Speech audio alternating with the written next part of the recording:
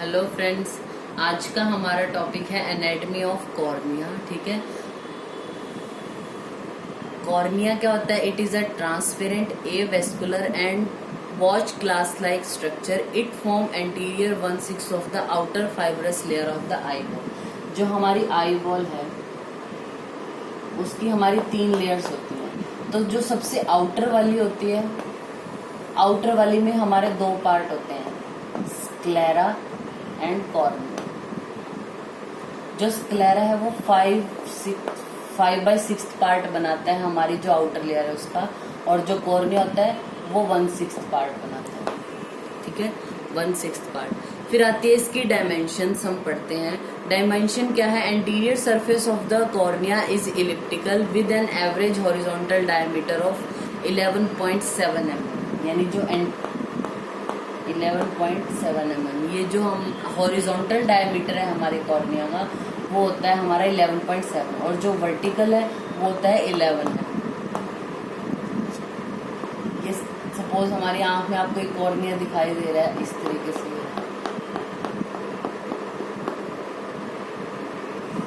अब देखो, ये तो हमारा आइरिस है और ये हमारा लेंस है यहाँ पे, लेकिन जो ये इतना पोर्शन है, ये जो ब्लैक वाला हमें पोर्शन दिखाई देता है, उसके ऊपर एक ट्रांसपेरेंट लेयर है।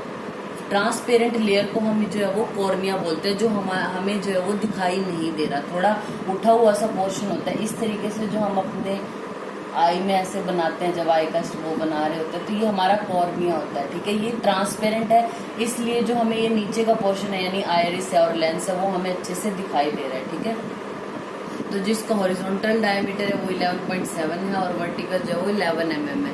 थिकनेस जो है वो कॉर्निया की सेंट्रल में वेरी करती है 0.5 to 0.6 तक, और पेरीफेरी में ये ज्यादा थिक होता है 1 to 1.2 mm तक। ठीक है, फिर आती है इसकी radius of curvature. The central 5 areas of cornea form the powerful reflecting surface of the I. The anterior and the posterior radii of curvature क्या होते हैं इसके? 7.8 और 5.5 रिस्पेक्टिवली। यानी जो एंटीरियर रेडियाई है कर्वेचर की वो होती है 7.8 mm, और जो पोस्टीरियर रेडियाई ऑफ कर्वेचर होती है 5.5 mm। अब हमारा जो रिफ्रैक्टिव इंडेक्स है कॉर्निया का, refractive index of cornea is 1.37, और जो रिफ्रैक्टिव पावर होती है कॉर्निया की वो होती है 45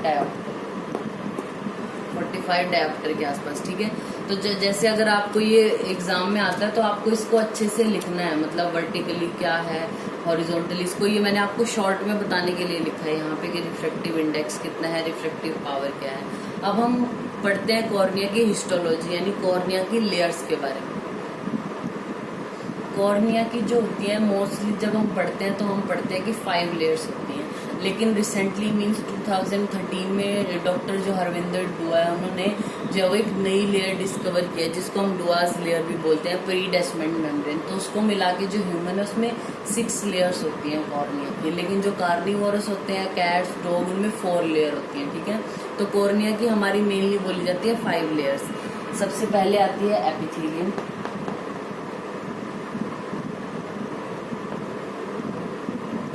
सेकेंड आती है हमारी बोमेन्स मेम्ब्रेन। अभी आपको याद रखना ये बोमेन्स मेम्ब्रेन है। बोमेन्स मेम्ब्रेन हमारी आंख में होती है, मीन्स कॉर्निया में। बोमेन्स कैप्सूल हमारा किडनी में होता है। ठीक है, फिर उसके बाद आती है जो है हमारा स्ट्रोमा, या फिर इसको हम बोलते हैं सब्सटेंशिया प्रोप्रिया, इसको 3rd लेयर को बोलते हैं। फिर हमारी 4th लेयर आती है प्रीडेस्मेंट मेम्ब्रेन, या फिर इसको हम डुआज लेयर भी बोलते हैं। फिर आती है हमारी डेस्मेंट membrane.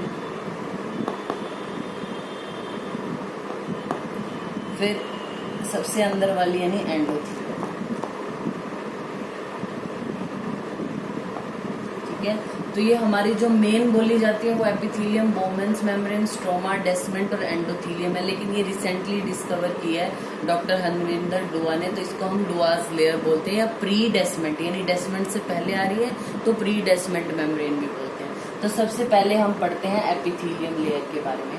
Epithelium, it is a stratified squamous type of epithelium continuous with the epithelia of bulbar conjunctiva at the limbus। यानी जो लिम्बस है यानी स्क्लेरा और कॉर्निया का जो जंक्शन है, सबसे बाहर वाली तो ये लेयर एपिथेलियम, ये क्या करती है, continue with the epithelium of bulbar conjunctiva. जो बल्बर हमें पता है, जैसे जो है ये हमारा कॉर्निया वाला पोर्शन है, ये लिम्बस है जो स्क्लेरा और कॉर्निया का जंक्शन है हमारा, ठीक है।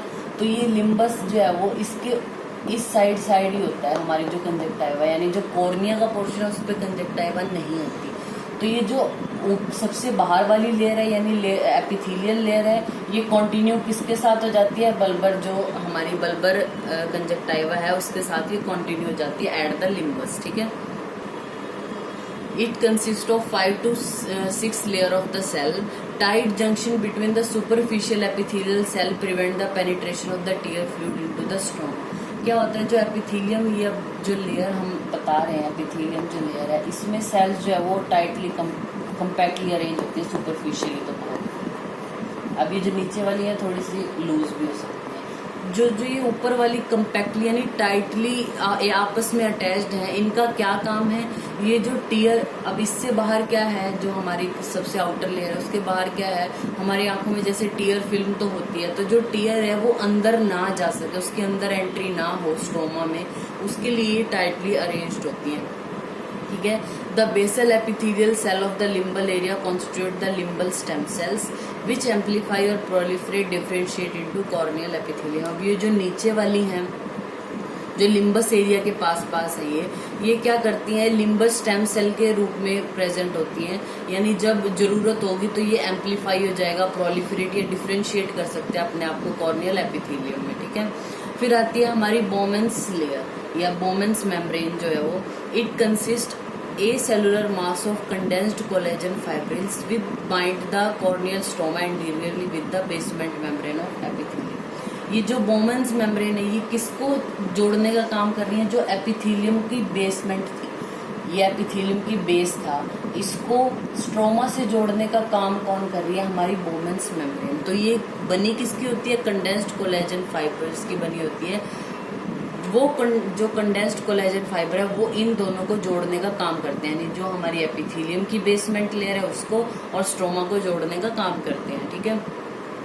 It show considerable resistant to the infections, infections को जो है वो रेजिस्ट करती है ये, लेकिन अगर ये एक बार डिस्ट्रॉय हो जाए तो ये रीजनरेट नहीं हो सकती, जो बोमेंस मेम्ब्रेन है, और इसलिए इसकी अगर हीलिंग होगी तो स्कारिंग जरूर हो जाती है। स्कार्स, अगर हीलिंग हो रही है इसकी तो स्कार्स बन जाते हैं, यानी जो बोमेंस मेम्ब्रेन है वो रीजनरेट नहीं कर सकते। अगर एक बार ये डिस्ट्रॉय होगी किसी तरीके से तो पहले जैसी नहीं हो सकती, ठीक है।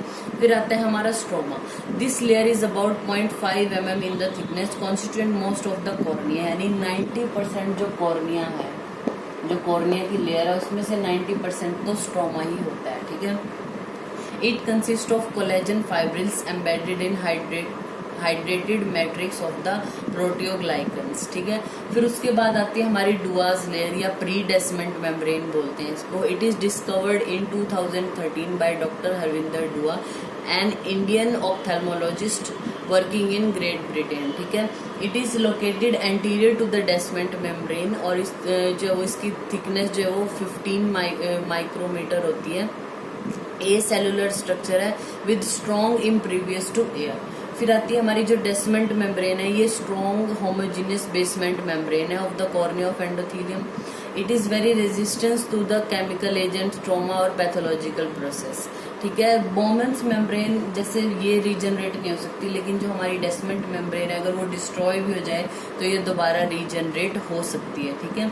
फिर उसके बाद आती है हमारी endothelium. Endothelium of it consists of single layer of flat polygonal epithelium cell, ठीक है। The endothelium cell contain active pump mechanism which keep the cornea dehydrated। फिर आती है हमारी ब्लड सप्लाई जो होती है कॉर्निया की, ए वेस्कुलर स्ट्रक्चर है वैसे तो ये, लेकिन अगर स्मॉल लूप्स जो है वो derived from the anterior ciliary vessel invade it's periphery for about 1 mm, यानी जो कॉर्निया है उसकी पेरिफेरल जो रीजन है उसमें बस 1 mm तक ही आती हैं। कौन आती हैं, एंटीरियर सिलियरी आर्टरी की जो वेसल्स है उसके स्मॉल लूप्स बिल्कुल छोटे छोटे, क्योंकि जो कॉर्निया है वो हमारा ए वेस्कुलर स्ट्रक्चर है नॉर्मली। फिर आती है हमारी nerve supply. The cornea is supplied by anterior ciliary nerve which is a branch of ophthalmic division of 5th cranial nerve। जो हमारी 5th क्रेनियल नर्व है, 5th क्रेनियल नर्व के हमारे 3 पार्ट हो जाते हैं। एक ऑप्थेल्मिक नर्व बन जाती है, दूसरी मैक्सिलरी और फिर मैंडिबुलर। तो जो ये ऑप्थेल्मिक अब ये डिवीजन है, यानी ऑप्थेल्मिक जो ये नर्व बन गई, ऑप्थेल्मिक नर्व की एक ब्रांच होती है सिलियरी नर्व, उसका भी जो एंटीरियर पोर्शन है वो इसको सप्लाई करता है कॉर्निया को, that is cornea supplied by anterior ciliary nerve. अब अगर आपसे कोई पूछे कि कॉर्निया का फंक्शन क्या है, मेन फंक्शन तो क्या है इसका, it act as a major refracting medium की तरह ये एक्ट करता है। और जो हमारे इंट्राओक्यूलर कंटेंट है, यानी आंख के अंदर वाला जो पार्ट है, उसको ये प्रोटेक्ट करने का काम करता है। क्योंकि जो हमारी आउटर ट्यूनिक होती है आईबॉल की, उसका मेन काम क्या होता है, आंख को हमारी प्रोटेक्ट करना। उसका 1/6 पार्ट हमारा कॉर्निया बना रहा है, तो कॉर्निया भी हमारे जो इंट्राओक्यूलर कंटेंट है उसको प्रोटेक्ट करने का काम करता है। तो ये हमारा टॉपिक हो गया कॉर्निया। Thank you.